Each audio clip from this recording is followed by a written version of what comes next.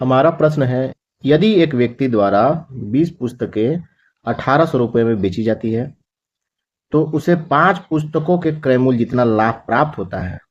ठीक है, तो एक पुस्तक का क्रय मूल्य ज्ञात कीजिए।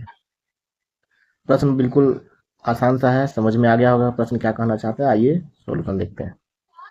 हमारा जो प्रश्न में दे रखा है क्या है कि 20 पुस्तक बेचने पे जो 20 पुस्तक बेचता है उसे 1800 रुपये में बेचता है और इससे उसे 5 पुस्तकों के क्रय मूल्य जितना लाभ प्राप्त हो जाता है।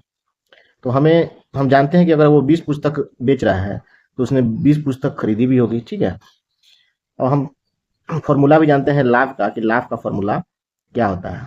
तो लाभ बराबर विक्रय मूल्य माइनस क्रय मूल्य होता है।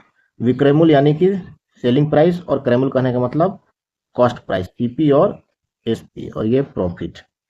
ठीक है, तो प्रॉफिट कितना होता है उसको? 5 पुस्तक के बराबर प्रॉफिट होता है जब वो 20 पुस्तक बेचता है। तो 20 पुस्तक बेच रहा है यानी कि 20 पुस्तक उसने खरीदा है, तो हम क्या करेंगे कि इस 20 को इधर ले आएंगे। तो ये 20 पुस्तक का क्रय मूल्य और इधर 5 पुस्तकों का क्रय मूल्य मिलके कितना हो गया? 25 पुस्तक का क्रय मूल्य हो गया।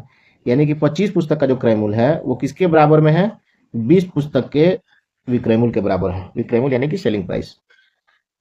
प्रश्न में हमारा दे रखा है कि 20 पुस्तकों का विक्रय मूल्य जो है कि कितना है? 1800 रुपया है।